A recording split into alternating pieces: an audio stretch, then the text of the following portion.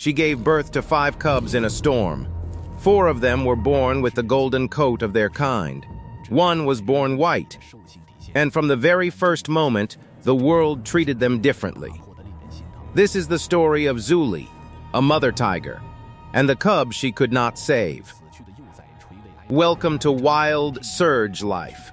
Her name is Zuli, a Bengal tiger, powerful, precise, and deeply experienced in the brutal arithmetic of survival on the Indian subcontinent. She is in her prime. Her coat is rich and vivid.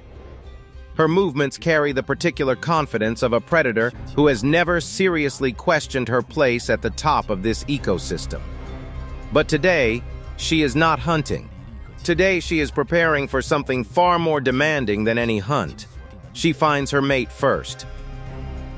His name is Shitao, younger than her, slightly uncertain in the way that young male tigers often are when confronted with a female who knows exactly what she wants. Zuli swam a river to reach him. She rolled onto her back in front of him, a gesture of invitation so direct that even a nervous young male could not misunderstand it. Shitao retreated, approached, retreated again. She waited. She has always been patient. Eventually, as it always does, patience won. 3 months later, in the deepest part of a dense thicket, Zuli went into labor alone. A storm broke over the forest as the first cub arrived. Rain hammered the undergrowth. Lightning split the sky. Thunder rolled through the trees like something alive. Zuli pushed through it. 1 cub, then 2, then 3, then 4, and then the 5th, white. Not the pale cream of an albino, but the true white of a rare genetic variation that appears perhaps once in every 10,000 tiger births. White fur, ice blue eyes, pink nose. Extraordinary, unmistakable, and in the ruthless world of tiger survival, dangerously different. From the very first feeding, the white cub struggled. There were 5 cubs and only 4 nipples. The mathematics of survival stated plainly. The 4 golden cubs were stronger, louder, more aggressive in the way that healthy newborns always are. They pushed and scrambled and claimed their places with the single-minded urgency of creatures who do not yet understand that the world contains anything other than hunger and warmth. The white cub was pushed to the outside. She watched from the edge of the feeding huddle, her small white paws pressing into the ground, her pale eyes wide and uncertain. She cried out once. A small sound, quickly swallowed by the louder demands of her siblings. No one heard her. Or perhaps everyone heard her, and no one could afford to stop. This is the reality that no wildlife documentary likes to linger on. That love, even fierce, devoted tiger love, cannot always overcome the simple physics of too many mouths and not enough. Zuli heard her. She always heard her. She was quieter, gentler, less willing, or perhaps less able to fight for what she needed. In the nights, when the golden cubs finally slept in a warm pile, Zuli would position herself so the white cub could feed undisturbed. No fanfare, no announcement. She simply made sure. As mothers do. The weeks passed. The golden cubs grew, as tiger cubs do, with a speed that seems almost impossible. Their legs strengthened. Their coordination improved. Their eyes, once sealed shut, opened onto a world they were clearly already preparing to dominate. The white cub grew too. But more slowly.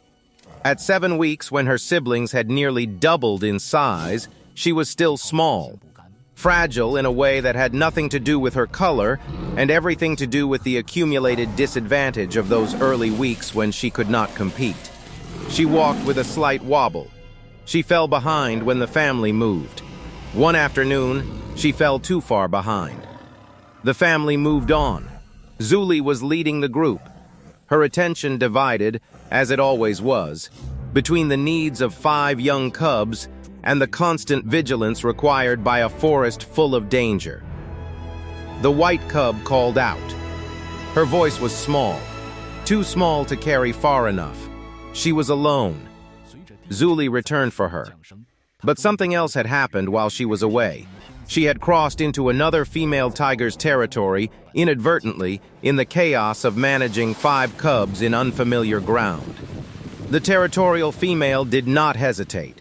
The fight was short and devastating. Zuli fought back, of course she did.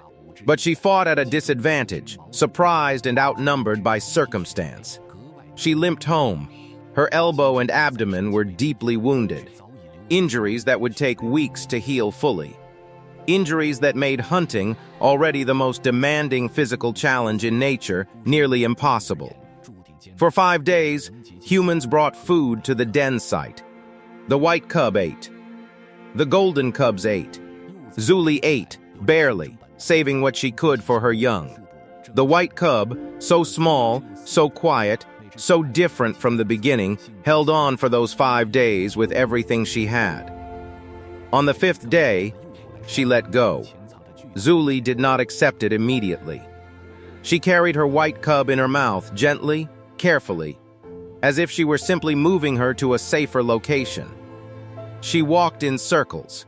She set the cub down, licked her fur, waited, picked her up again, walked more circles. The forest was very quiet. Sitao came. He was not the same nervous young male who had once been too shy to approach a female lying on her back in front of him. Grief has a way of aging things quickly. He sat very still. His breathing was slow and even. His eyes, usually scanning the forest for threats, were fixed on nothing in particular, just present. Sometimes that is all that can be offered, and sometimes it is exactly enough.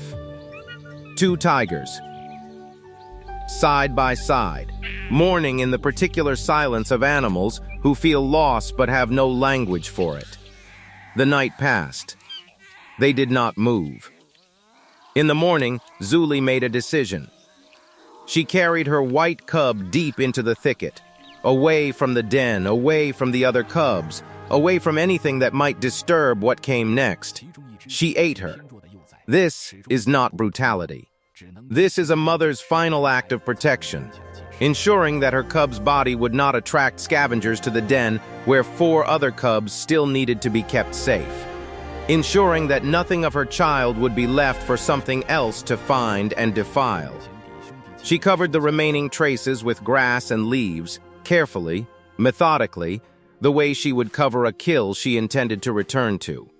One of the golden cubs approached, sniffed the spot, seemed in whatever way a tiger cub can seem to understand. A sister had been here. A sister was gone. Losing 1 cub, as cruel as it sounds, gave the remaining 4 a better chance. The milk that had been divided 5 ways was now divided 4. The space in the den, the food, the attention.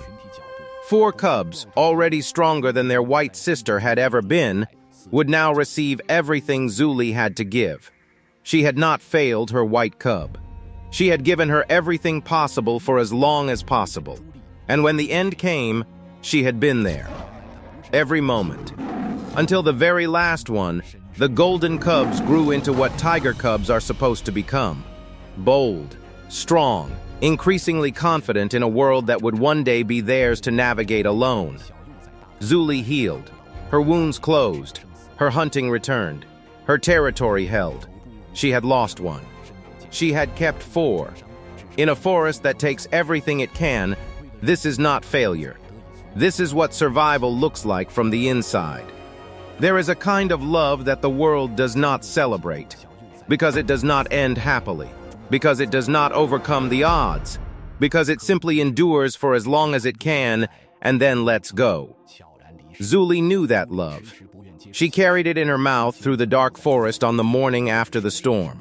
She carries it still, in the particular way she watches her 4 golden cubs, in the slight extra attention she pays to the smallest one, in the way she sometimes pauses at the edge of the thicket where the grass still holds the faint trace of something white and gone. If Zuli's story moved you, share it with someone who understands that love is not always enough, but it is always worth giving. Subscribe to Wild Surge Life for more stories of survival, loss, and the extraordinary bond between mothers and their young in the wild. Every view helps us tell another story.